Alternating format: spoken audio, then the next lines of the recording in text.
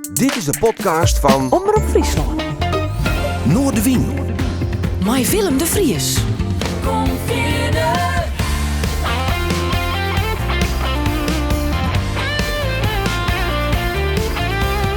Alles wat er speelt. Omroep Friesland. Wanneer is de bruin apart? Klaar en op de zee. Dat daar alles wie zat moest. We gingen naar van vrede. Dus kunt jou worden.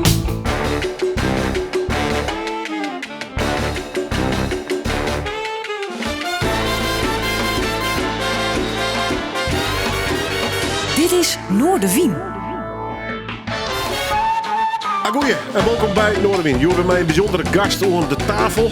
Hij naam Oskier, maar zit nog midden in het leven. Ja, en dan heb ik nog een heel soort bij de kop. Maar directeur Henk Dijkstra van het Fries Landbouwmuseum stoppen ermee vliegen hier. En ik denk, nou, we kunnen mooi eens even vooropzien op zijn tijd bij dat Landbouwmuseum. Maar we gaan ook vooruitblikken hoe hij nou met dwaande is. En hoe komt het toch met al die prachtige mooie skiertnisverhaal uit de landbouw. Want het had dus loon meer als vormen. Dus ik ben blij dat hij er is. Henk Dijkstra, welkom. Ja, nee, dank u. Hoe is het? Ja, best. Drok.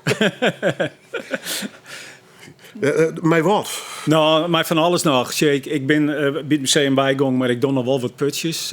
Ik ben nog mijn boek rond kleermeidje. En ja, er komt bij van alles op je paard. Dus dat is wel aardig om te zien. Moest toch al kicken van het werk of niet? Nee, dat voel me bij. Alleen nog, ja, het is zo'n oktober. Hè. Ik weet dat eigenlijk dan het eens precies hoe dat gaat en het al kijken en werkt. Ik wist al een jaar lang dat ik ophouden zou. Dus in die zin best er wel naar tak groeit. Dus dat was net zo'n probleem. Dus ja, het viel dan een beetje meer alsof ik een hele lange vakantie had. Nou, dat maakt noffelijk wijzen. Ja, zeker. En het tempo van het leven komt heel anders. Nou ja, dat is misschien het oorkikken wat ik bedoel van als vaste patroon. Hè? Ja. Men je mannen misschien een vergadering, tijdje mannen maakt tegen. Klopt. Dit ben mijn werktijden een beetje. Ja. En het was vrij intensief. Hè? We werken net met een heel iets club gemeenschap. Dus het was een behoorlijk pittige baan. En ik zei van een weekendje met vrouw, dan zit ik jongens op het zien en worden meestal al even een dutje te doen. En dat doe ik nou net meer. Dus dat is wel een teken dat ik blijkbaar wat meer te rest kom. Als de energie hoe dus. Ja. Je bent nog geen pensionade, nog een paar hier te gaan. Ja. En toch has besloten om ermee te stoppen. Ja, simpelweg, ik hier de 15 jaar zitten en dan komt er een moment dat je denkt van is het nog wel goed dat ik hier langer blijf. Van mezelf, van de organisatie. Dus het is, ik vind eigenlijk om een zo'n hier maar eens wat oors doen. Maar goed, dat rent vaak oors. En nou na 15 jaar dan kom je wat in een knip- en plakken situatie. Dan denk ik, had alles jij er die een keer wel weer. En dat is net goed. En de wie een tweede overweging wie is dat we nu in een vrij rustige periode zitten tussen allerhande subsidieperikelen in. Ik heb een paar collega's die nog een hier wat hopelijk mij beginnen. Dus het wie nou gewoon een goed moment om voor te gaan om de continuïteit van het museum goed vast te houden. Ja, hast wat een strategische stap dus Ja, eigenlijk. in die zin daar had ik er wel over nagedacht dat ik dit gewoon het goede moment vond. Ja, want leven heel erg. En ik bedoel positief, maar we zijn natuurlijk redelijk vergroeid met dit Landbouwmuseum. Ja. Altijd knokken van je bestaan. Ja. Dat had ik echt even vast in een periode verliezen. Ja. En dat hoe wen je dan? Ja. En dan, ik heb me voorstellen dat ik wel naar je energie haast. Maar dan denk ik bij jezelf van, wacht even, maar het belang van het museum dit is Ja. Bob en mijn eigen. Ja, in principe wel. En bij zit ik in een positie dat ik op haar ken. Ik bedoel, ik heb een vrouw die werkt. Dus bij hem binnen de huiswij. Dus het is financieel ook wat makkelijker om die stap te zetten. De noodzaak is wat minder.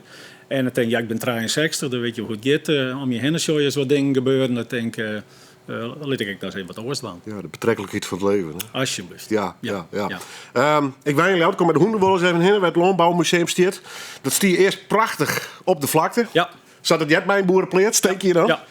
Dat werd haast opsloopt daar, hè? Ja, het werd het middelpunt van een grote naaie Wenwijk, Middelzee. Er kwam iets van zo'n 8000 mensen te waaien. Dus dat jouwt ik wel een helpende kansen. Dus dat wie voor u zeg wel mijn reden om daarheen te gaan. Dat we zeggen, ja, dan zit het mooi in de stad, een grote bevolkingsconcentratie. Je wist al dat hij die buurt komen zoeken? Ja, zeker. Als je 30 kon wij die pleats krijgen. Hè, je moest uitgekocht worden? De gemeente die pleats kocht. En het is een monument, het is een rijksmonument zelfs. Dus daar kon ik vrij weinig mee gebeuren. En de pleats zelf is heel bijzonder, omdat het een innovatieve bouwwijze wie het jongetje Njogen. Dus het is de pleert zelf is ook al een museaal iets. En om daar nou een mooi modern museum in te vestigen, ja, dan is iedereen niet aan het draaien. Ja. Dus daar wien we toen gauw uit. Even een schietsprong, hè? Want volgens mij heet het de WC de Grootborkerij. Ja, dat is de architect West. Ja, correct. Ja. Had hij dan een hele serie van dit soort boerenpleertsen? Nou, net een serie. Ja, hij wie in vaste plak heel bekend wordt hier in Ljouwert. Hij had de Hollander Wiek op de oren gebouwd. Hè. Het was een architect in de vernieuwingsstijl. Maar begin 1900 verhoorde er een hele plot in de landbouw dat er alle jaren innovaties kwamen. En er waren wat grotere gasthuizen die woonden daar wild in steken. Die zijn litten we nou ziekje naar orenvormen van pleerts. En een van de redenen dat er meer hygiëne komen moest. Hè. De melk ging naar de melkfabriek daar. Moest TBC vrij wezen, want dat is besmettelijk. En toen kwamen dus na ideeën hoe ze een pleerts bouwen koers. En daar is dit een voorbeeld van. Dit is een de geleden boerderij. En er ben een aantal van bouwt in Friesland, maar al heel gauw bleek dat het een hele dure manier van bouwen wie en net praktisch. En toen ben je er heel gauw weer mee ophouden. Betekent dat de binnenkant van die borkerij helemaal specificeerd is op een soort van bedrijfsmatige route van ja, hij van stront en van de kaai en van het fretten? Ja, hij weer meer mechaniseerd. Er zit volle meer ventilatie in. Kaai die staan in volle lichtere, rondere stal. Dus daar waren op verschillende manieren nog nijtocht. En die oude Friese stal met heel vaak damp en daar kan je soms het zweet op een beeld te staan. Nou, dat wie hier net zo. Dus al die vernijingen waren in deze pleats voor het eerste keer tapast. Ja, correct. Maar ja, hij verzoekt nog heel langzaam in die wiek, hè? Ja, maar ja, daar is verschillend te denken. Ik bedoel, dat wordt wel vaker zijn. Ja, nou had je geen zichtlocatie meer, maar dat is natuurlijk heel relatief. En de Besatmusea, die ben ik versierde in de stad. Als er een goed programma is, dan komen de mensen wel. Ja. Ja, nee, inderdaad. Maar kijk hoe je wilt denken, even los van het oordeel. Ja. Het is ook wel wat symbolisch, hè? Zo'n wenwiek die om zo'n boerenpleert. Is zeker, de stad die het platteland inhelt. Dus daar is het heel actueel mee. Ja. En omdat het dus een innovatieve pleats is in een gebied waar je een derde campus hast. En CRV Delta die eindje verderop zit, hartstikke een hele mooie combinatie met oud en nij. Ja. Ja, en ik denk ook nog een paar boerenpleersen die nou intussen een andere functie kregen had. Ja, dit ik trouwens, het is nog een museum. Maar in Loud had een stuk wat van die grote boerenpleersen nog te staan. Ik weet bij de Achterhoven, daar zitten muziekstudio's in. Ja. En daar had nog een paar van dat soort prachtige orde. Ja, of ze werden verbouwd tot Wenningen. Dat is heel niet meer gebeuren. Wel grappig dat die... Ja, het is mooi en daardoor bloot het gebouw wel bestaan, hè? Ja, nou mooi dat museum daar een plakje ja, zeker. Ik ben er ook heel blij mee. En de gemeente Ljouwert had dus sterk enorm in stiepen. Ja? Dat is super. Want je had de hele verhuizing mee maken en in beweging zetten destijds. Weer dit het gedroomde plekje of net? Nee, het ding herinnert dat ze herinneren betekenen. We zijn in een tijd in Jenne Watergang met het idee om dat te blouwen. En door alle omstandigheden die dat net bad. En dan ziek is de oorplak. En dan zit wat in de afweging van we gingen net volle geld omhanden op nee. Dus we moesten de kansen griepen die er waren. En toen Ljouwert zei van we hadden deze plaats beschikbaar. Toen zeiden we hier zit best wel goede kansen in. Maar het ideale plak is er nooit denk. Want het lijkt aan de ene kant heel onttrekkelijk om ergens in het boetegebied een grote plaats te hebben. Maar daar zit ik allerhande tukkeltje momenten. Dus ik denk dat dit een heel goed compromis is. Voor de levende giet kan ik me wel iets bij voorstellen. Ja, en het is haast een mooie culturele hotspot in zo'n wiek. Dat is echt mooi. Ja. Hoe weer het om museumdirecteur te wezen? Je maakt net een opleiding in dat rand hoor? Nee. Het ik de enige keer dat je hem directeur van een museum best binnen? Ja, ik had ervoor wel in Gastelon zitten vanzelf. En dat dat hier dan manager. Maar goed, in elk geval je leiding aan een organisatie. Hoe iets er dan ik is. Ja, ik had het altijd als een feest beschouwen. Geweldig. Maar per ongeluk wat inrollen? Ja, min of meer wel. Dat is bij Tafel Sagong. Ik kwam toen in Gastelon eigenlijk bij Tafel daar wat jochten. En we hebben om de Friesland kwam nadat ik daarvoor in Boeteland zitten hier. Ik had wat een vreemde carrière gehad. Mijn vrouw die kreeg een baan in Nederland. Ze kwamen weer naar Nederland te lonen. En toen op een gegeven moment kwam die baan in Gastelon beschikbaar. En daar kon ik instromen toen. En daar is mijn leefde van het werk ook ontstaan als het ware. Ja. Maar ik heb wel die opleiding journalistiek die ik gedaan had. Die is achterna wel heel handig geweest. Omdat ik daarmee de leerste schreeuwen, de leerste publiciteit, alle andere dingen eromheen. Een hele brede opleiding. Dus daar heb ik profijt van gehad. Ja, Kampen, hè? Echt een journalistopleiding. Ja, klopt. Maar ooit bij het blokje papier ergens in mee op te schreeuwen. Dus Jawel. de journalist West zelf? of Nee, niet? net ja, ik stages. Ik haal in mijn stages erom en daarna rol ik hier al in. Ja, Dus dat een man met schrijfblok. Had ik me heel kwaad in. Dat weer toen de eerste primitieve computers. Hè. Ik kan nog correct het hele oude werk meemaken van Old school. old school nog. En wij hadden toen al de eerste tekstverwerkers. Maar dan zie je nog in MS-DOS te werken. Dus, Ja, Ja. dat is echt ouderwets. Goede Oh, oude tijd, prachtig, ja. ja. Mooi, dat is het best. We gaan praten over het museum, hoe die zelf. Was het nog bij Dijnhast? Wat voor plak maakt het museum in de maatschappij? Ja, en die wonderlijke dubbelheid, maar daar komen we aan nog wel even over te spreken. Dat landbouw zo bepalend was voor uw land. Ja. Heel Nederland. Ik denk dat landbouw bepaalt het hoe dit land eruit ziet. Zeker, zeker. Maar dan ben ik maar behind zo'n musea. Het zit ik net op prominente plakken. Het is een struggle for life, West. Ja, ja. Wonderlijk hoe wij... Ja. Fries Museum, prachtig groot gebouw. Rijksmuseum Amsterdam, hoef je allemaal niet uit te leggen. En dan komt toen het landbouwtuin, dan wordt het ingewikkeld. Ja. Daar geven we het straks ook aan. Maar echo muziek en we hebben hem met Briekenbeck. Ja. Leuk, Friestalige muziek. Ja. Favoriete band? Wel een van de favoriete bands. Ik merk wel toen ik vregen waren om wat muziek uit te zieken. En dat ik denk, hoe ga je? Ik val wel voor om op aardaardig. Dat mij. Dat mij, maar goed, dat had ik krijgen met het feit dat ik jarenlang in het iPod-bestuur zitten ha. En dit waren toen in die tijd wel de bands, hè, maar Rebellie en Wiegelsjukkel misschien en neem maar op. En ik vind nog steeds dat het gewoon hele aardige muziek is. Ja. Dus vandaar, ik denk, laten we mij zo lang lien beginnen. Dat is ook wel passend, dacht ik. Ja, en nog net zo heel lang alleen. Hem dan ik even beneden. Maar Roel Faber, de grote iPod-vrijwilliger, is u ontvallen. Ja. Dus die kunnen we dan bij deze keer nog even bedenken. Ja, zeker een goede kennis van u. Ja, die koest ik goed, denk ik. Ja, zeker. Om ons verstoren. Bij elkaar hoe de vliegen, dus dat wie wel even een skok. Ja, dat kan ik me heel goed voorstellen. Nou, ik vind het toch mooi dat ik hem even nemen kan. Ja. De volgende plaat is van een heel andere orde. African Sky Blue, Johnny Clegg en Juluka. Ja. Hoe kom... Ja, maar du hast in Botswana zitten? Ja, ik had 3 jaar ontwikkelingswerk die in Botswana. Toen ik van Squalo kwam, dat wie begin jaren 80, toen ik jaar dan bij de verloren generatie, hè, zo dat dan heet. Ik ben de patatgeneratie. ja. Zonder ooit is een generatie westwijze die worden zegen kregen van de vorige, denk het haast net. Denk het haast Nee. niet. Dat is altijd wel wat. Ja. Maar dat wie in tijd... het ligt wel een beetje op deze tijd, vind ik. Hè? Een protte spanning in de wereld, Koude Oorlog. Hier is toen nog geen zin hevigheid. En een protte werkeleer zit. En toen dacht ik, wat doe je nou langer in Nederland? Ik ging ervoor al reizen in Amerika en Zuid-Amerika. Dus ik ging al een beetje het reisvirus aan. En toen had ik een brief gestuurd naar SNV in Den Haag van, ken je hem in je broeken? En ja, later zit ik in Botswana. En ik zat te vertellen, ik moest het eerst opzoeken in Atlas. Toen nog Atlassen. Hè, voor de jongere luisteraar, dat is... Google Maps op papier. Ja, een boek en een boek met kaarten erin. Dus, mijn generatie luister ik goed.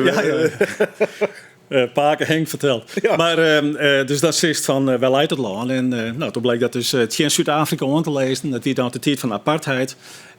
Een ideaal land voor ontwikkelingswerk. Hè. Het is een democratie nog steeds. Het is een land waar ik nooit tot verjuist. Dat is een heel goed teken. En daar kwam ik dus terug in betere management. En daar heb ik 3 jaar zitten. En van deze muziek, een prachtige combinatie van deels modern westers en deels Afrikaanse muziek. En ik denk dan wil ik ook bij Paul Simons in inspiratie bij halen. African sky blue, your children wait for the dawn. African sky blue, soon a new day will be born. African sky blue, African sky blue, will you bless my life? Mooie vrootmuziek, African Sky Blue. Johnny Clegg en Juluka. En het stier op het listje, het muzieklistje van mijn gastviewer, Henk Dijkstra. Hij nam Orski als directeur van het Landbouwmuseum. Is er nog steeds wel annex mij, doet ik nog wel klussen voor. Maar hij zei een periode van zijn officiële pensionering. Het is wel mooi geweest naar 15 jaar. En ik zie eens even wat verder om je heen. Nou, reden genoeg voor u om eens even nog even een beetje weer om te blikken. Maar ook voor u te blikken natuurlijk. Mooie muziek. Het had te kraaien, dat vertelde ze al even mij, die tijd in Botswana. Eigenlijk heel blind daarheen gingen dus. Ja, min of meer. Min of meer. Ja, min of meer wel. In de tijd dat er ook nog geen internet wie. Nee. Ja, de goede oude tijd dat je nog bellen moest en dan moest je om een beurt praten, zodat je elkaar net in, dan was vol de lijn voort als het ware. En misschien wel naar de bibliotheek moest om in de atlas te zien waar ging heen. Ja, zeker. En Botswana wie ik een heel onbekend land en nog steeds voor zelfs. Hè. De meeste mensen weten niet eens wat het leidt en ze geven mij dat toen niet. Ja, tegelijk, ik wie 24, wat koert die schelen. Hè? Ik ben er toen nog thuis, dus ik hoorde echt niks achter te litten. Dus ik denk, hup, voort. Ja. Maar dan kan ik me voorstellen, met Vleen terug ging ik in destijds? Ja, Oké. ja, via Zimbabwe toen nog. Ja. En dan stapst uit. Wist En een dan? van de, Wat- een van- wat- nou, ja, een van de leukste dingen, dat vond ik heel opmerkelijk. Ik kwam toen ik vleeg uit Zimbabwe, want de kon toen net rechtstreeks vliegen worden op Botswana en via Zuid-Afrika weer heel moeilijk, omdat wij via SNV werken en daar zit een boycott op van Zuid-Afrika. Dus Ja, wij dat konden hele net door, apartheidsregime. Ja, ja. we konden net door Johannesburg vliegen. En ik kwam in Harare aan in een hotel. En op mijn hotelkamer, ik door de televisie aan. En het eerste wat ik zeg, weer een aflevering van Dallas. Oké. En dat trof me toen heel bot. En ik denk, ja, Sassioge mensen dus in Afrika naar huis, hè? Ja. Lekker wat in grote auto's rijden en achter de vrouw jongens zitten en dat ken net op. Ik denk, zo'n beeld die er toen al creëerd. Vond ik heel opmerkelijk toen. Ja. Maar daar rost ik echt zien hoe, hè? In Botswana zelf voelde het wel mij, maar het wie meer het beeld wel wat op Game Escape wordt van het Westen. Hè? En nou, als dat Joet daar naar de vluchtelingenproblematiek, geen wonder dat iedereen hierheen wil, denk ik dan, als dat op televisie shows. Ja. Wettermanagement zei het, Ja. Wat houdt dat in de praktijk in? Dat houdt in praktijk in. Ik zit in een gebied, in een district, dus in een provincie van Botswana. En daar is een soort van wetleidingbedrijf, een gemeentelijk wetleidingbedrijf. Dat is een gebied zo groot als Nederland. Er zit een stuk of 30, 40 dorpen in. En wij moesten zwaar dat de mensen daar wetter kregen. En dat systeem weer terug Zweden online. Die gingen al je puttenslijn en tappen maken. En toen dat kleer weer binnen die voortgang. En na een jaar hier leidt zaakje per echt natuurlijk, want er was helemaal geen management op. En toen hebben wij als Nederland het oppakt om daar gewoon een systeem te bedenken van dat er onderhoud pleegd was, dat er diesel verspreid waren en dat soort zaken. Ja. Dus ik ging geregeld daar op trip met Landcruiser de verhaal in. En dat wie een echt, Botswana, dan is letterlijk door wildparken heen soms. Ja. Dus dan reist tussen de olifanten door. Dat is geweldig. Koest het maar was woest, hoe was het ontvangen die tijd? Nou, dat gaat daar heel goed. En wat had ik hier is Afrika een merkwaardig continent. Ja? Want ik ga volgens mij maken dat er een inval wie van Zuid-Afrika, dat die daar in een haatstad een paar gebouwen even opblazen. Maar merkt is er niks van. Mensen blijven lekker vrolijk naar die taal. Dat is heel gek. Raar, hè? Ja. Ja. Want wat is er nog van oor? Nou, niks meer. Ik ben de straaierlinderwerp naar Hinnewest, naar 30 hier. Omdat mijn vrouw weer er nooit west en die moest eindeloos mijn verhaal nooit. Ik zei, normaal er maar zinnen. Ja, en er zijn fotoboeken waren. Ja. Dia's. Dus we maken het allemaal zien. En ik sloeg stijl achterover hoe dat land zich ontwikkeld had. Dat is werkelijk net normaal. In positief opzicht? Jazeker. Wij in de per dorp nog een wetterpomp te draaien met een dieselmotor. Nou, dat die al je voort en dan leidt nog al je wetterleiding. Die al je keurig verbonden wetterleiding. Die al je asfalt. Wij moesten echt nog op zanddikjes rijden. En het had een enorme vooruitgang. Ja. Is daar een verklaring voor? Ja, deels wel. Wat is dat? Is het toch altijd weer de basics van eten, drinken, een dak boven je hoofd en onderwijs? Combinatie Nou, of ben ik dat te simpel? Ja, het had meer te krijgen met goed bestuur. Botswana bestuurlijk zit dat gewoon goed in elkaar. Het is een democratie, dat is heel belangrijk. Ze hebben een behoorlijk geld om handen, want er binnen een stuk wat diamantmijn. Dus ze hebben redelijk deviezen komen er binnen. En het wordt verstandig, wordt dat geld uitdoen. Er wordt inderdaad squalen gebouwd, er wordt een goed wettersysteem gebouwd. En ik vond dat toen heel goed. Toen wij dat ook al die. En wetter is essentieel. Hè? Als je geen wetter hebt, dan heb je een probleem. En dan geen baby's daar, want die krijgen geen goed drinken en zo. Dus daarin ben zij toch wel goed aan de gang. En ze ben daar op teruggegaan en ik krijg echt verbaasd. En oorlog is het internet,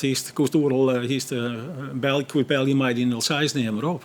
Dus dat is fantastisch. Ja, want bij het Westen nog steeds een verschrikkelijk vooroordeel over Afrika. Ja. Wat een enorm groot continent is. Ja. Volgens mij in West-Europa door 4 of 5 keer in of zo. Nou ja, Botswana is lekker groot als Frankrijk en dan waren 2 miljoen mensen. Ja, dus dat zei ik genoeg. Nou ja, en dan hebben we het dan maar in land. En dan hebben we het maar in Ja, land. ik kan wel zo'n werkelijke kaart alles even zien. Ja. Want zoals er niet eens wat de verschillen zijn. Ja. Het gebied waar ik zie, wie lekker groot als Nederland. Dus dat zei het wel iets. Ja, ongelooflijk. En dat is dan maar een district. En het ontwikkelt zich fantastisch, hè? Ja, daar wel. Als je nog steeds, er zijn gebieden met het echt heel slecht slecht gaat en Ja. hongersnoden. Ja. Ja. Leven alles ik benemen. Ja. Ja. Maar het heel groot deel van Afrika, dat continent, gaat het echt gaat heel snel. Ja, het gaat heel snel en ze hebben vaak de wet van de remmende voorsprong. Ze kunnen bepaalde dingen oorslaan. Hè? Bijvoorbeeld, wie krijgt op telefoon. Ja, ze zijn de hele Afrika is onmiddellijk op zijn mobieltje oorstapt. Ze hadden nooit vaste telefoonlijnen gehad. Dat hoefde niet eens. En nou ja, de koers ik vind een prachtig voorbeeld. Wij reden daar op een gegeven moment voor Francis Town naar Maoen. Dat wie vroeger een corrugated hier had, dat wie een verhudde dik. Dat wie nou een keurige asfaltdik, mochten het 100 rijden en wij rieden daar. En op een gegeven moment weer een aanslagen, wij twijfelen, maar we drieën er. Dus nou ja, wat ingewikkeld. Eindje verderop staat er een politieman, die dokt de bosjes op. Nou, wat dit is, ja, hij zei, je gaat uitrijden, je mocht naar 80. Komt één keer een kwartier een auto langs. Dat was sowieso al heel komisch, maar dat we kregen een boete van Saffolle Pula. De Pula is daar de currency. Nou, ik zei het mijn vrouw nog eens opletten, want ik zei het niet man, ja, ik wil best wel betalen, maar ik ga geen cash geld bij me. Nou, hij zit inderdaad en hij had zelfs een creditcard automatisch. Nee. Ervoor geen kooi, maar een creditcard betalen. Ja. Ja, hallo. Dus ik ga nooit een leidje aan een boer te betalen, maar dat wel. Dat was verschrikkelijk komisch. Ja, ja. En dat zei dus iets hoe vier dat ze dat dus al binnen. Nou ja, maar als nog steeds bestuurders, Ja. onderwijs Ja. en Ja. je moet ook knap eten en drinken, zo simpel is. Ja, en qua stammen, net een volle stammen arguage. Ze zijn daar onderling vechters net zo bot. Vaak, Afrika is natuurlijk opdeeld, net via stammen zat die vroeger in, maar daar ben je gewoon lijntjes lutsen. Ja, maar dat ging ten koste van de stam. Dat ging trouwens van, en die waren er met te En splitsen. dat had dan een hele grote spanning al Dat opleveren. ja, nog steeds een spanning. Ja. Ik ben van een week weer dat in Nigeria, daar had je iets van 300 verschillende stammen en talen, neem maar op. Dat is verschrikkelijk. Ja. En dat heeft direct minder. Ja. Dus het is een combinatie van factoren. Ja. Jammer dat ze in het dorp zich nog net bij macht zijn om dat weer op te lossen. Nee? Ja, Maar, ja, dat gaat heel lang doorheen. Ja, nou ja, dan was misschien in grens weer verlezen. Het is natuurlijk een vrij complex verhaal. Maar... Ja, het is ik denk de meest cruciale fout is geweest in het hele ontwikkelingswerk dat we dachten dat we dat even in 30 jaar oplossen konden. En dat gaat 300 jaar in. Er wordt wel heel dubbel hoe toch nou. Hè? Het wordt goed dat er discussie is hoe die Ja, NGO's zeker. van Ja, wat, zeker. wat hebben we daar dingen, wat hebben we erachter litten. Ja, ik denk, moest ik eerlijk wezen dat er een hele hoop net goed gegaan is. Nee, nou ja, nou maar China, Rusland. Ja, er speelt een heel prot, maar het is echt gewoon, we gaan, kijk naar de oorlog, was er gewoon een hele optimistische periode, gewoon in de jaren 60. En toen kwam met Kennedy neem erop en kwam Peace Corps op en toen kwam dat idee van, ja, we moeten de zaken echt ontwikkelen. Ja. Dat was een reactie op natuurlijk die hele koloniale periode die we achter de rug gingen. Ja, neem het maar een vorm van wie het goed mag doen, maar dat is dus net goed gegaan. Nee.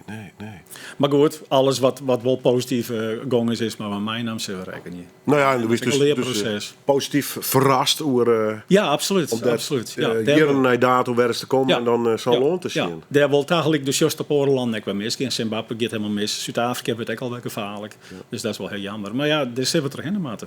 Ja, dat had zijn tijd nodig. Ja, dat heeft zijn tijd nodig. Ja.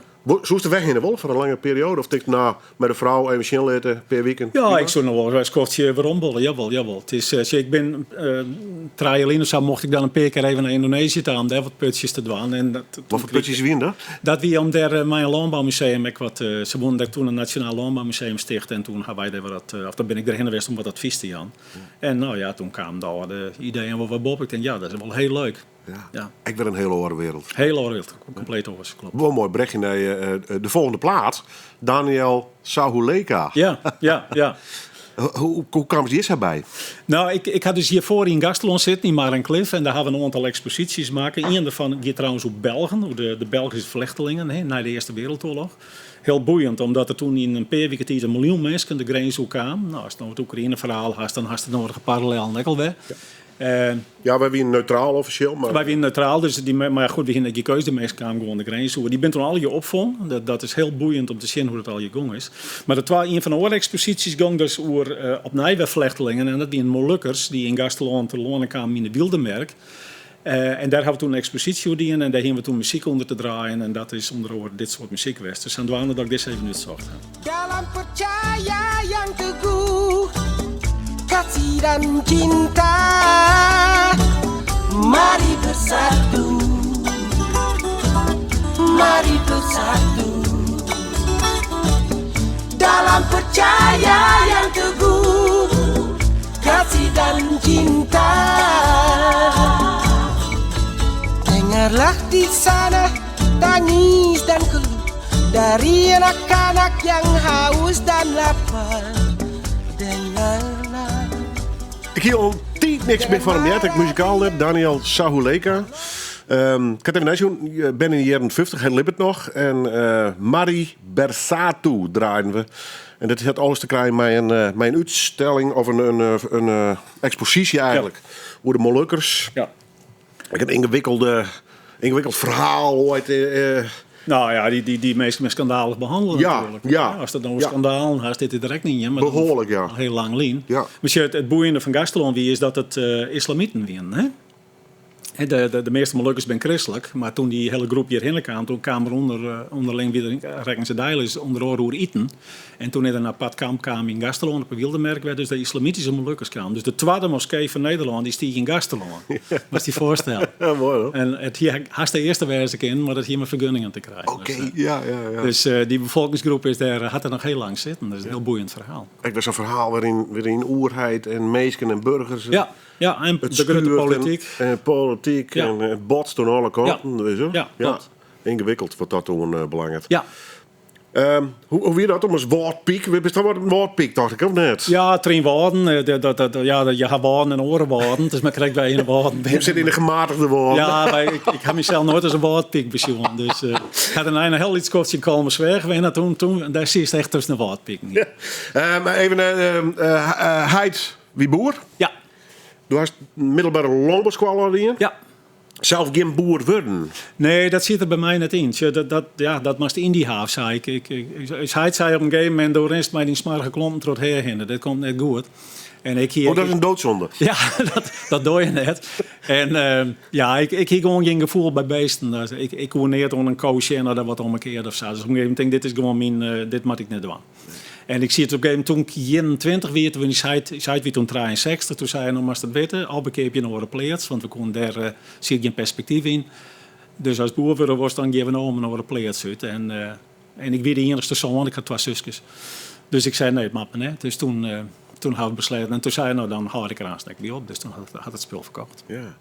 En toch wel annex met die verhaaldbron, van de natuur, het loon. Nou ja, de plaats, ik kies geen mooie jeugdhuis op een plaats. Dat is natuurlijk geweldig als het op zo'n grote plaats wenst. En er is altijd wat te doen. En ja, dat is de mooiste herinneringen lezen daar altijd nog. Ja. Want hier is het landbouwmuseum opbouwen kan zonder die ervaring, zonder die achtergrond. Nou, het is wel heel handig. Daar je gewoon de praktijk ook een beetje weet. Nou ja, dan weten we waar het om draait. Ja, hè? dat om jet, klopt. Dus in die zin kun je de emoties eromheen best wel begrijpen. Hè? Die nou ik al in je speel je. Maar ik had er nooit spijt van gewoon, dat net. Want als ik de dingen die ik net die ik al je dwang ken hier naar de tijd, naar het boerenland te gaan en neem maar op. Nee. In de lijst die wel verst voor de rest van je leven, hè, als het om pleegskepers. Ja, boe, dat Ja. is. En daar stapte ik net zomaar uit. Net. Nee, dat doet niet gauw. Nee. En verder het gewrakseld zien worden van boeren en hun opvolging. En natuurlijk op dit moment het hele Ja. krachtenveld. Ja, klopt. Dat speelt al je mij. Wie is het dreig om dat in een museum te vertalen, in een expositie, zonder dat het een oordeel velst. Maar Ja. Ik denk als het museum Bosterk wordt mij. Hè? Zeker, Ja. Want het boerenleven is altijd onderhevig geweest aan verorings. Ja, klopt. Nou ja, het museum kan geen stelling innemen. Hè. Wij duiden, zeg ik dan altijd. Ja. Maar goed, het museum... Maar dan mag wel weten waar het om draait nog steeds. Ja, dat wel. Maar het museum gaat vooral om op waarom zien. Het museum vertelt verhalen nog van voorwerpen. En daar draait het om. We krijgen heel vaak het verzoek, ja, je moet ik wat om moderne dingen doen. Ik denk, ja, hoe mag dat vorm gaan? Dat kun je alleen maar doen door verhalen. Dus dat doet in de vorm van lezingen of symposia of dat soort dingen. Ja. Maar de expositie, ja, die draait toch om historische voorwerpen. En die laten zien hoe een landbouw zich ontwikkeld had door de eeuwen heen. Ja, en toch als je de kar wil maken van we willen net in een soort scorewijze met een per oren kaarten. Nee, dat is heel duidelijk. Wij willen wat meer, we willen breder. Ja, nou ja, en ik vooral cultuurhistorisch gewoon zien mijn mooie schilderijen en dat soort zaken. Ik vind ook dat als het een landbouwmuseum alleen maar inricht is met harken en varken, dan is de doelgroep te licht. En ik vind ook dat het verhaal dus ik op andere manieren vertellen is. Onder andere toch het te doen met goede schilderijen en foto's en neem maar op. En vooral met film, hè. Bij een filmmateriaal. Gewoon omdat dat maar echt zien dat ik hoe iets werken gaat. En dat doet het goed. Het moet ook leuk zijn voor die in de stad. Nou ja, en de jonge generaties staan hield het verder van het hele proces van eten en drinken, het molken en de Ja. soepen, of van de appels. Nou, ik vind dat ook wel aan mij vallen. Ja? Als wij squallen ben krijgen en de vreugde waar komt de malken wij, dan weet ze alle keer dat het van de koop. Ja, dat is wel een beetje... Wat we de woord chasseert. ja. De oude generatie, waar hoe de nieuwe generatie. Hè? Ja, dat kist dat Ze stellen. weten niks meer. Ja, klopt. En dat Valt is, dat daar? op reis weer eens een groep, dan stel ik die vraag ik van jongens, daar komt de malkenwij, dan steken ze al je de hand omheen en treik wat zijt van de ko en dus dan zie je die had door een geit en een skiep en er is altijd een slimmer die zei buus mem. Ja. Dus dat valt wat bij. Ja, precies. Ja, gewoon hartstikke leuk. Ja. Ja, mooi hoor. Want je mag geen museale opleiding gewoon. Hè? Ja. Is dat een vak apart of valt het bijvoorbeeld daar om een collectie, als ik het zo maar even doe, een goed deel te zetten? Ja, Je moet een verhaal vertellen. Ja, hè? dat klopt. Het was verhaal verteld. Ik kwam natuurlijk in het museum weer al een collectie weer, maar die was vrij beperkt tot voorwerpen. En ja, op een gegeven moment ontwikkelt er zelf wel een visie op van hoe wil ik eigenlijk dat zo'n museum eruit ziet. Ja.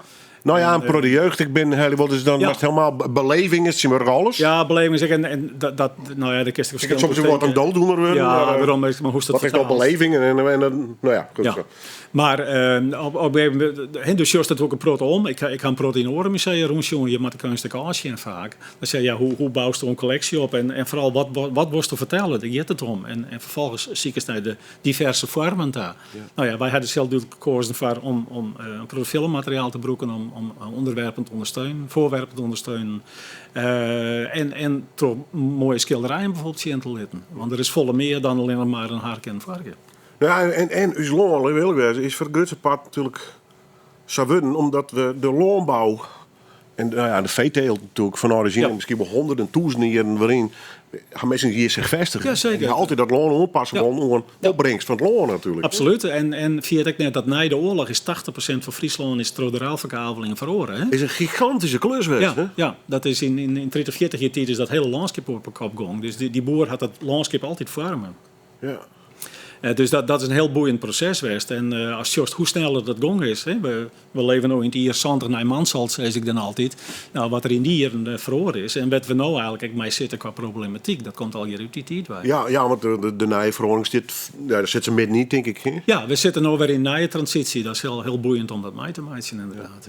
Ja. Kist daar nog wat mee als ex-museumdirecteur? Adviserend of zo? Of zit het meer aan de zijkant bij dat hele proces te zien? Nee, ik denk dat we als museum dat gewoon volgen moeten. Dat is, we documenteren wat er gebeurt. En voor de rest, ik bedoel, dat met de landbouw zelf maar oplossen. Maar het is even los, nogmaals, die hem duiden, dat snap Ja. ik. En ik net een oordeel te filmen. Het is ongelooflijk wat er momenteel gebeurt. Hè? Jazeker. De familiebedrijven aan de ene kant. Ja. Maar ik, ten opzichte van het landschap, Ja. wat wolven natuur of toch een mengvorm. Ja. Maar de industrie, Ja, maar economisch hing je op deze provincie enorm op die landbouw natuurlijk. Ja. Of valt dat ook nog wat daar? Ik meen dat 10% van de werkgelegenheid of zo. Ja, we moeten het ook net toe drieën. Nee. Ik bedoel, de grote slag in de jaren 60, 70, toen is de arbeider compleet verdwenen van de plaats. Maar op een gegeven moment, na de oorlog, toen er dus beter leen betalen waren in de fabriek. En toen gingen die arbeiders al je van de plaats zo. En een deel van de mechanisatie, dat moest wel, omdat die boeren gewoon geen arbeiders meer hadden. Nee, er moest er wel een trekker komen. Er moest dan en, vooral melkmachine. Die op een melkmachine, gegeven moment ja. een melkersprobleem gehad hadden, want ze konden je melkers meer krijgen. Ja. Dus dan moesten ze wel. Die economie verhoort het heel snel. Ja. Dus dat is... er wordt een productiever materiaal gegooid en dat maakt het heel ingewikkeld. Ja? Maar ik meende, een periode had het Sociaal-Cultureel Planbureau... Ja, dat is een tongbrekker. Ja, het Fries Sociaal Cultureel, die had er nog het onderzoek en ik meen dat ze toen op 10% van de werkgelegenheid kwamen. Ja. Maar dan lijkt maar hoe bereiken ze het, hè? Hoe besjost dat? Ja, maar daar ging het natuurlijk een product achter, Ja, et cetera. zit een heel Goed, probleem maar in. gaat er meer verstand van dan zeker niet in ieder geval. Absoluut. Hoe gek is het dan? De branche, landbouw of veeteelt, hoe het maar neemt. Misschien wel duizenden jaren van de eerste, best niet zo houden, Ja. de eerste perkjes. Heb je enig idee waar de eerste boeren hier rommeron gaan in Friesland? Jawel, dat wel redelijk. Want we hebben hier in Gastelon hier is de steenkist en die is een hunebed. Nou, dat wie eigenlijk de oorgang een beetje van de jager-verzamelaars naar mensen die al wat begonnen met primitieve landbouw. Ja. En let op zelf op het terpen, daar hebben we begonnen. Dus dan naast een skofje van die telling ongeveer. Ja, precies. En wij winnen vrij let hier natuurlijk. Ja. Ja, op het Fortnite, hè? Ja, letterlijk en figuurlijk. Ik kwartier. Want Ja. daarvoor weer al toestieren. Daarvoor al in Ja. het Midden-Oosten. Maar toen weer het meest nog onderwijs, op reis nog. Klopt. Hè? Ja, je weet... Dus dat al wel heel lang. Maar goed, en dat is ook redelijk lang. Is daar een hele gestage verhoring in kwam. Maar de grote verhoring met natuurlijk de opkomst van de steden. Dat er meer verlet wie van eten. En dat er dus... Massaproductie. Dat er massaproductie kwam. Dat de boer ook van zijn omgeving begon te produceren. En de volgende stap weer voor nationaal en internationaal uiteindelijk. Ja. Wonderlijk, hè? Hoe je dan zo enorm knokken maar op zijn museum in leven te horen. Ja.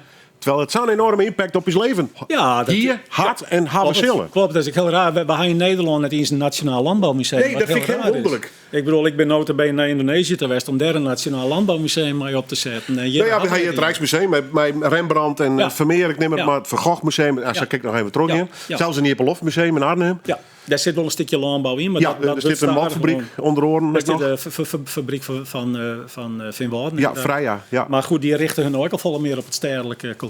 Dus dat verhoort ook al heel bot. Maar had je er wel zo verwonderd van, nou, dit is zo bepaald west van. Ja, En zeker. die had net eerst een landelijk landbouwmuseum. Ja, dat is zeker. En we zijn er ook voorzichtig nog wel mee aan het werken om in elk geval zicht te krijgen op de collecties in Nederland. Ja. Want je maar net via, het is een heel groot deel van de landbouwcollecties die binnen particulier eigendom. Hè? Er zijn een hele grote verzamelaars. Ben er gewoon proto-verzamelaars? Ja, die zijn een grote oude mansjes die dat spul verzamelen. Maar ja, die verlet dus alle keer. Ja, oude mansjes, hè? En oude mansjes doorgedaan. Ja, die gingen op een gegeven moment Die gaan ermee op. En dan zei de familie wat maf maar daarom. En dan, dan klap je ze bij wel bij de museum. Alleen dan moest je eerst wel weten wat het haast, hè? En dat is nou een van de grote uitdagingen. Maar ik vind wel in deze tijd dat die landbouw dus sabotend veroordelen is, dat het wel het moment is om te komen tot een nationaal museum. Ja, het is misschien net een eerlijke vergelijking, maar er wordt dan ook rondom slavernij discussie wat er zijn. Hè? We moeten duiden en we moeten een museum omwijden. Chillitten. Het is in een tijd met de Molukkers ook gebeurd. Dat weer een beetje een wiedergoedmaching. Die had toen ook hun eigen museum gekregen. Maar dan denk ik van, al die miljarden van de landbouw. Laten we daar nou ook wat verbroeken om daar een goed museum voor te worden. En wat we broeken kennen om daarvan te leren. Hè? Ja. Want we hadden vroeger een heleboel dingen goed die we vierten binnen. Ja, en Bob Dylan zei het al, history repeats himself. Ja, zeker. Heel wat patroon Ja, die wij nou als nij ervaren, Ja, bij klopt. vaak al volle vaker weg. Ja, ja. Het repeats, maar we doen er vaak niet volle mee. Hè? Nee. Nou, mooie toekomst voor een museum. Hoe oude mansjes sprutsen. Ja, hij liep het meer. Tetman. Ja. Tetman de Vries. Ja. Want daar geven we een noemer van draaien. Ja. Ongetiederszang. Ja. Nou hebben we van alles van Tetman. Maar deze koekschouw die is fijner. Dus ik ben blij dat mijn naam ha. Waarom Tetman de Vries? Nou, dit week even bedoeld als metafoor voor in de tijd dat Tetman met dit programma door Friesland reisde, dat wie in de jaren 50, 60, dat wie natuurlijk toen heel wat, want er wie neer te doen, dus men wil blij dat je ergens heen kon. En Tetman beschonk je nog een heel nostalgisch Friesland van een landbouw die op dat moment heel sterk ontverhoren weer. Dus daarom liet ik dit even jaren van, het is een beetje een valse nostalgie om het zo maar te zeggen, maar wel blauwe leuke versjes. Dus vandaar. Ah, dat is best 60 plus. Dan maak ik een beetje... Ja, dat maak ik wel even, toch? een beetje helemaal heel vroeg. Daarom. Is de ongetiet die blond, dan is u sneeuw te volle. Jong en oud, die schrept mij op, het heer wat in de golle. Mijn harken en varken is zelfs in het spier, de zijnen en wijnen, die rot weer maar zien. In de ongetiet, al wij ons neer ontiet. Wij ben ongetieden, zijn los bij de boer. Wij blijven maar zo'n wieken of vier. Sa simmers dan zwalkje, wij Friesland. Tetman de Vries van de CD De Tiet hoort geen skoft. Vroeg verneemde Sint trouwens hier in Friesland. Ja. En het nummer Ongetiederszang. Omdat het toch een beetje de oude tiet omschreeuwt. En dan hebben we het al even over met mijn gast van Joert, Henk Dijkstra. Hij is directeur van het Landbouwmuseum. En is nou... Ja, waar hoort je op dit tijd met douane vooral? Ik ben ik zit in het aanmeidje van een boek. Ik meidje nog een boek over schilders van de Friese boer. Is er een proto werk van? Ja, daar is het versteld van. Dat wie eigenlijk geen probleem. En ik had dus zowel nog levende schilders als oude schilders. Dus van alles wat. Dus ik ben door de collecties van de hele Protomusea heen geweest. En ik ga hier in de Roensjoen. En dat boek zit in 200 afbeeldingen in. Oké. En het is heel leuk. Het wordt uitgegeven door Weeboeks in Zwolle. Maar er komt ook een Friestalige versie van. Dat is, ik had ik zelf oorzetten mocht. Dus ik ga juist de laatste printkladden opstuurt. Dus dat komt eind maart in dat uit. Ja. En naar aanleiding daarvan komt er ook weer een expositie in het museum. Dat is ook een beetje de laatste expositie die ik nog eerst al dan. Ik mij dat soort schilderijen. Dus dat wordt heel leuk. Ben dat dan Frieske schilders? Of was dat eigenlijk van Boeten de provincie? Ja, ik had verkeers dan net alleen de Frieske schilders. Maar ik schilders die ik van Boeten in Friesland werk maken ha. Dus of gewoon die je hinnenkaan binnen te waaien. Of die je tijdelijk wennen ha. Maar ik bijvoorbeeld Salut au Monde hadden we toen gewoon hier in 2000. Toen waren de Boetelanders die bij je West, die had toen Friesland schilderen. Nou, dat soort voorbeelden zitten er direct bij. Ja. Maar altijd, het gaat altijd over de boer, of zijn gebouw, of zijn beesten en helemaal op. Ja, maar we gaan in de schilderkunst, ik zeker, en ook landelijk trouwens, enorme periodes van, maar toen werd vooral meer landschapsgericht. Ja, klopt. En dat is wat minder, dit gaat echt door die boer zelf. Ja, ja, dus de boer en de pleats en de beesten. Ja, pleats en koolkappen en helemaal op. En dan is dat, dat weer best wel te doen. Waar hing je dat soort werk? Bij particulieren voornamelijk? Ik wel, de museale collecties wel. En een heel paar bekende schilders, zeker Jan Mankes en de Zwiersma's nemen ze op. Dus ik ben een hele protte wel, Joopje Huisman, kist er net bedenken, ze halen wel boeren of dat soort dingen schilderen. Ja. Nou, en ik hoe de verordening van het leven van een boer, dus even los van de praktijk. Maar het leven is enorm verloren natuurlijk. Ja, een rol in de maatschappij. Het waren eerst bijna de notabelen, bij wijze van spreken. Zeker. Die gingen protte dingen in hand. Ze regeerden de Tjerkenek. Daar zit de protte en macht en onzin. Ja, klopt. Dus dat is die rol van de... En dat is een van de dingen die het misschien ook wel onderlezend in de problematiek is voor jou today. Ze zijn de macht kwijt. Vroeger beneemde de boerenstand ik meer en meer de minister van Landbouw. Ja, dat is al hier voorbij. Nou ja, ik kom wel gauw in die oude Tjerken en de herenboeren zien van Roemen. Ja, zeker. Ja, dan komen dat ze aardig pegeld zien natuurlijk. Klopt. Ja. En dat zie ik nog steeds in Grensland zelf, die prachtig mooie boerenpleats. Ja, klopt. Ongekende periode van wilde Westeren. Ja. Dus wat had ik het na de oorlog dus. En van Dirk de Stedman dat hij eigenlijk nog een stukje boerenlibben besjongt. Wat dus na de oorlog eigenlijk in 30 jaar tijd verdwenen is. Dat is eigenlijk onvoorstelbaar snel gegaan. Ja. En toen is die mechanisatie opkwam en enorme schaalvergrutting. En alles is daarna verloren. Ja, en nou is de moderne boer had een drone. Ja, zeker. En een computerprogramma. Tuurlijk. En er zal ongetwijfeld straks AI in te lonen komen. Zeker. Dat is een beetje de grote instelling die je hebt. Aan de ene kant wordt die boerenbevolking altijd als heel conservatief zien. Maar tegelijk ze zijn heel innovatief. De landbouw is zeer innovatief in allerhande dingen. Ja. En de kwestie dat daar een trekker zelfstandig ploegje laten, daar hoeft net meer op te zitten als dat wordt. Dat kan nou ja, die kant gaat uit. Ja, en het eerste prototype van de melkrobot staat bij ons in het museum. Die is in de jaren 80 al ontwikkeld. Ja. En dat is nou heel normaal al. Ja, ik zei gelijk, volgens mij weer dat een prototype, maar ik denk de toekomst. Er weer een robot in het loon om de onkruid bij de planten te halen. Ja, zeker. Dat kan al een jaar. Dat is waanzinnig wat er gebeuren kan. Ja. Dus daar lees ik enorme kansen wel. Nou ja, nogmaals, best duidelijk, maar die kant op? Nou ja, dat is dus... Is dat de toekomst? Dat is een interessant vraag. Het probleem... je technologie en automatisering. Aan de ene kant wel. Alleen tegelijk steeds elke verhoring in de landbouw zorgt er voor dat schaalvergrutting krijgt. De plaatsen worden heel tijd groter, omdat er heel tijd meer geïnvesteerd worden moet. Dan moeten er meer leningen komen, dan moet de plaatsen vergroten om het weer rendabel te maken. En daarvan was je afvragen, als dat worst op een lange termijn. En er wordt nog wel zijn, we moeten juist meer boeren hebben. Ja, want het beeld wat schetst wordt is biologisch, dus litser. Ja, daar zou ik niks mis mee wezen. Maar ja, dan moet je maximaal bereid zijn om daarvoor te betalen. Ja. En dat is het grote probleem. Want in een supermarkt maken ze toch altijd wat keuzes. Ja. En ik probeer zelf zo vol mogelijk biologisch te keerpje. Maar ik zie ook wel eens denken, ja, dit klopt gewoon niet. Dit is te duur. Je wordt op een door een manier of net goed werken of de het kanaal gewoon verzinnen. Maar vooral het economisch proces in dus. Ja, vooral. Maar misschien daar kan de regering natuurlijk een hele grote rol in spelen. Een van de grote problemen, denk ik, wat er gebeurd is dat we na de jaren 80 ongeveer, toen is de rol van de overheid uitspelen geweest. We hadden vroeger de landbouwvoorlichting, die bepalend van wat er gebeurt op het boerenheim. Dus high-tech, had hij een probleem hier, dan belde de landbouwvoorlichting op en die kwam mij een advies en dat waren opvolgen, want die man had er verleerd. Ja. En op een gegeven moment is dat eigenlijk al geprivatiseerd. Dus de overheid is die sturende overal helemaal kwijtraken. En ik denk dat we daar nou verschrikkelijk last van hebben. Ja, de terugtrekkende overheid. Ja, En nou dat ja, mij een mooie. dat rennen we overal op en dat is juist hier gebeuren. Dus die maakt gewoon weer een stap waarom. Maar Het soort zo goed letterlijk het wezen. veld in bewijzen voor spreken. Ja, het is zo goed wezen dat die sturen er al weer omkomt. Maar het stiert en valt mij wat wij oer hebben voor u zitten. Dat is heel simpel. Ja. Daar draait het om. En dan is het best wel iets kaliger werkje. Dat is het best woord wat te zeggen.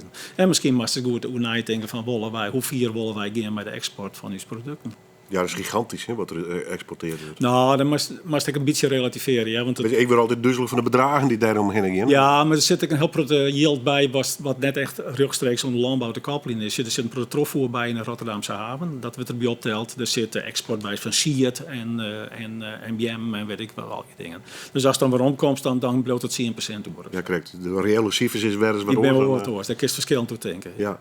Maar dat is altijd zo'n massief. Die kist broekers als het wordt. En zoals die nuancering komt er nou ook al wat. Want vroeger waren dat heel grutsk zijn. En nou ook er is ik al dat lamp zelf er ook al wat oors in zit. De eeuwige discussie. Ja, even discussie. Het is natuurlijk heel mooi om die successen te etaleren. Maar goed, daar zit ik een kanttekening bij. Goed. De kanttekening van die Lim is dus nog hartstikke actief best. Ja. Mijn eigen pensionering haast. Was er iets straks van, nou jou meer echt deel of best wel iemand die altijd actief blijven zelf nog? Ja, ik heb hier een ding geleerd van het werk zowel in Gastelon als hier. Wij werken met product vrijwilligers. En ik zie daar een heleboel mensen die heel actief zijn. En dat zijn mensen die zorgen naar de toekomst. Die zien net achterom. En dat is voor mij een heel belangrijke leerskwal geweest. Ik denk, als je fit blijft was, dan moest ik actief blijven. Ja. En wij gaan nou in Gouden in het museum. Ik ben mensen boven de 80 die functioneren daar geweldig. Nou, ik hoop dat ik dat door mij. Dus actief blijven en lekker terug in. En mooi naar het Landbouwmuseum. Dat zit er nog wel even in een prachtige week in aanbouw. Middelzee, zit ik er maar even bij. Ja. Nou, daar had dus nog even een keer een expositie. Wanneer wist al de openingsdag? 15 april gaat die. Ja, en dan... Het hele jaar rent hij mij een prachtige collectie van schilderijen van de boer. En als laatste, daar hoeven we net hoe cijfers te discussiëren, maar gewoon hoe smaak. Want we eindigen met een nummer van de band. Ja. En het wie een lieds bijcentjes super krijgt, wat hij zei, maar ik citeer die maar even. De beste band ooit. Zo is dat. Ja. Dit is het summum van de muziek voor jou. Ik heb 15 jaar lang mijn band je me terroriseerd op vakantie in de auto. Die cd zit er altijd in. Ze zijn er helemaal klaar mee. Ja, dus ze wist eigenlijk al precies wat mijn muziek kan wezen. Zo voor dit soort. Ja, ik vind gewoon fenomenaal mooie muziek. En vooral dit is een live, dit weer een afscheidsconcert. Maar een hele grote naam erbij. En vooral met deze combi is geweldig. Dus, ja. Dus ik ben twee Kill Your Darlings, zeggen ze dan. Dus ik ga lang twijfelen welke ik uitziekje zo, maar ik denk nou deze. The Last Waltz